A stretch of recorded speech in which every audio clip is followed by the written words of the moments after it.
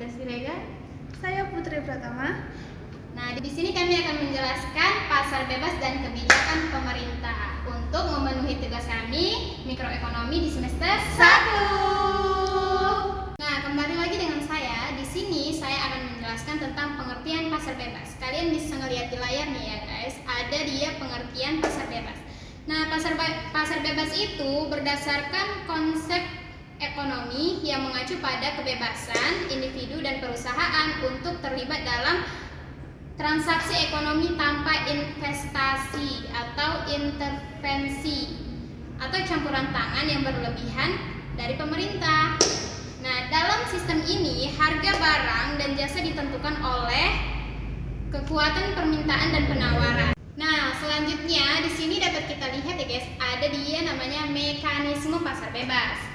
Dalam mekanisme pasar bebas ada beberapa bagiannya. Yang pertama itu kekuatan permintaan dan penawaran.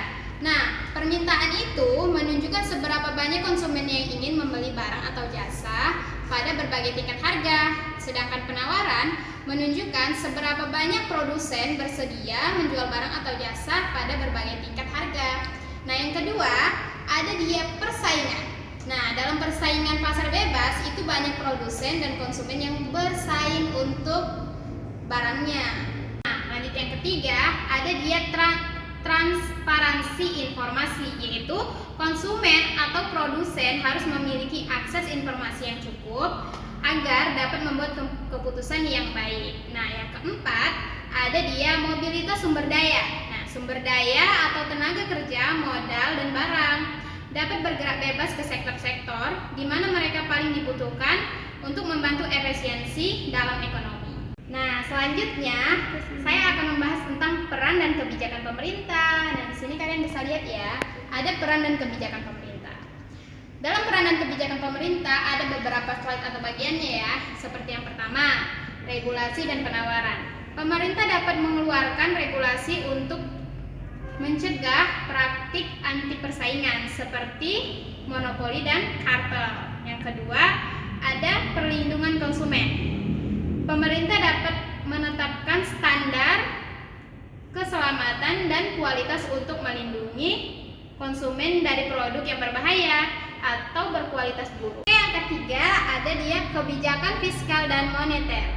Melalui kebijakan fiskal, pengeluaran atau pajak, dan kebijakan moneter atau pengaturan suku bunga dan suplai uang, pemerintah dapat mempengaruhi aktivitas ekonomi dan stabilitas. Nah, yang keempat, ada yang namanya penyediaan barang publik. Nah, ada beberapa barang dan layanan seperti infrastruktur, pendidikan, dan kesehatan mungkin tidak akan disediakan secara efisien oleh pasar bebas. Oleh karena itu, pemerintah seringkali menyediakan barang-barang ini untuk kepentingan publik. Oke teman-teman, baiknya di sini selanjutnya saya yang akan mengambil alih dari teman saya tadi yang sudah membawakan materi. Di sini saya akan membawakan materi tentang grafik permintaan dan penawaran pasar bebas dalam kebijakan pemerintah. Baik teman-teman, mari kita perhatikan saja ke grafiknya. Perhatikan ya teman-teman. Jika harga naik maka permintaan turun. Jika harganya naik maka penawaran juga turun teman-teman. Ini titik tengah ini merupakan titik kuantitas. Titik kuantitas yang sama dengan kuantitas yang ditawarkan teman-teman. Jadi titik ini adalah titik temu di mana tidak ada kekurangan pasar atau yang disebut dengan pasar ini menjadi pasar keseimbangan. Jadi tidak ada kurang dan tidak ada lebih teman-teman. Selanjutnya adalah grafik subsidi. Di sini kita dapat melihat teman-teman kalau di sini adalah garis sumbu price atau harga ya kan. Demand ini yang artinya permintaan. Yang maksudnya gini teman-teman, jika harga tinggi maka permintaan konsumen juga akan turun teman-teman, atau sedikit sih. Misalnya kayak gini, kalau kita lagi ke pajak nih, harga pengen beli apa nih ya, pengen beli buah nih, tapi harga buahnya lagi naik teman-teman. Minggu kemarin cuma 25, sekarang 35. Kita jadi belinya cuma setengah kilo. Kenapa? Karena harganya tinggi teman-teman, jadi permintaan menurun. Gitu maksud demand ini, bisa dipahami teman-teman. Lanjut, kalau garis supply ini kan penawaran teman-teman. Jadi jika harganya tinggi, maka penawarannya semakin sedikit yang diminta oleh konsumen. Garis hijau ini adalah, kalau ini tadi sampai 1 sebelum pajak ya teman-teman, karena ini grafik subsidi ya kan. Kalau ini supply setelah pajak. Garis hijau ini adalah di mana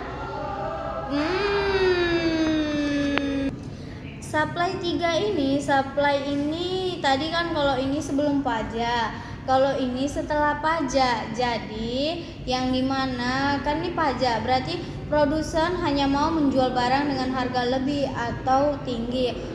Misalnya kayak gini loh, dia nggak mau menjual barangnya dengan harga rendah tapi penjualannya banyak gitu. Dia lebih mending harga tinggi tapi penjualannya sedikit. Jadi dia itu, sehingga kurva penawaran kita bergeser teman-teman.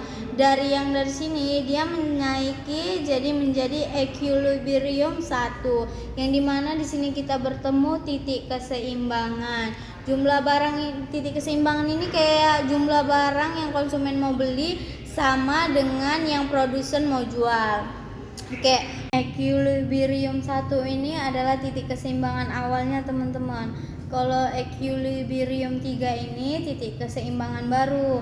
Kalau ini kan tadi supply-nya sebelum pajak, ini sesudah pajak. Berarti ini juga teman-teman, titik keseimbangan awal sebelum pajak dan ini sesudah pajak.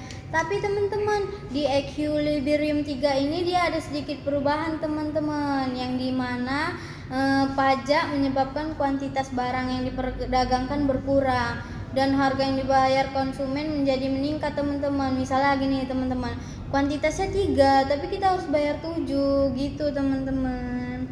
Adalah price killing atau grafik kebijakan kontrol harga ya kan teman-teman. Harga tertinggi ya kan ditetapkan di bawah harga keseimbangan untuk membantu konsumen. Tapi jangan salah, intervensi pemerintah itu nggak cuma soal pajak dan subsidi loh. Kadang mereka bisa langsung turun tangan ngatur harga. Misalnya nih, kalau pemerintah ngerasa harga suatu barang udah kemahalan buat rakyat, caranya pemerintah menetapkan harga eceran tertinggi atau price-nya di bawah harga pasar yang normal. Niatnya sih mulia, biar kita bisa beli barang dengan murah.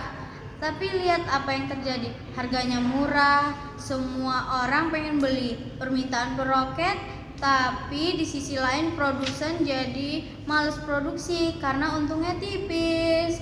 Nah, celah antara permintaan tinggi dan penawaran rendah, inilah yang bikin barang jadi langka. Atau ini dia teman-teman, terjadinya di sini shortage. Shortage ini adalah kelangkaan. Ingat kan teman-teman, waktu itu kita susah nyari masker waktu zaman Covid 2000 berapa tuh teman-teman? 19. Oh iya, 2019-2020 tuh ya teman-teman. Nah, di situ tuh kan langka masker atau kayak langka minyak goreng. Kira-kira beginilah mekanismenya teman-teman. Agak pusing kalau harus jelasin satu-satu.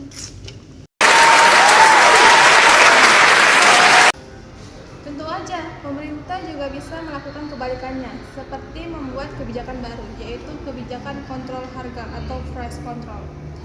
Price control ditetapkan di atas harga keseimbangan untuk melindungi produsen. Misalnya para petani biar harga panen mereka nggak anjlok terlalu parah. Untuk kasus ini, pemerintah menetapkan harga dasar atau price floor yang posisinya di atas harga pasar. Wah, produsen senang banget dong. Harganya dijamin tinggi, jadi mereka produksi sebanyak-banyaknya. Tapi kita sebagai konsumen gimana? Harganya kemahalan. Kita yang jadi jarang beli, Hasil ironisnya, barang malah numpuk di gudang, kelebihan pasok atau surplus karena nggak ada yang mau beli.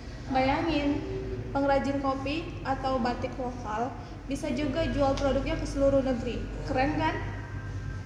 Tapi di sisi lain ada ancaman serius, bisa kalah saing sama produk impor murah yang dibikin pabrik besar di luar negeri. Nah, ini benar-benar kayak pedang bermata dua. Terus gimana caranya? Pemerintah bisa bantu. Disinilah pemerintah harus pintar. Mereka bisa misalnya menetapkan standar kualitas tinggi kayak SNI.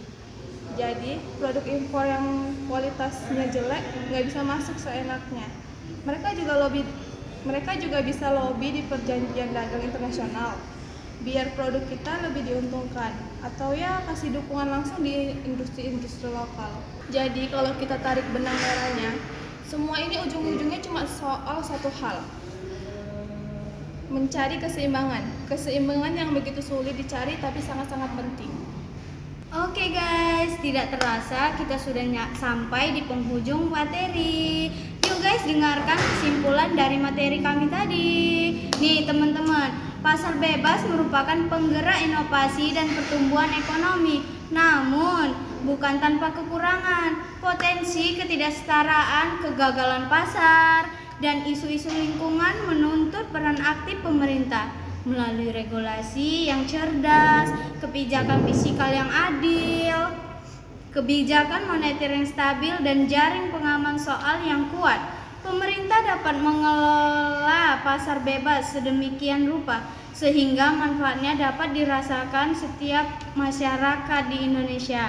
Meminimalkan dampak negatifnya, keseimbangan antara kebebasan pasar dan intervensi pemerintah adalah kunci untuk membangun sistem ekonomi yang tidak hanya efisien tetapi juga inklusif dan berkelanjutan. Gimana nih teman-teman? Apakah bisa dipahami dari materi kita ini? Nah, sekarang sudah sampai di penghujung materi presentasi kami. Terima kasih. Maaf bila ada kesalahan ya. Jangan lupa like, comment, And subscribe. Yeay.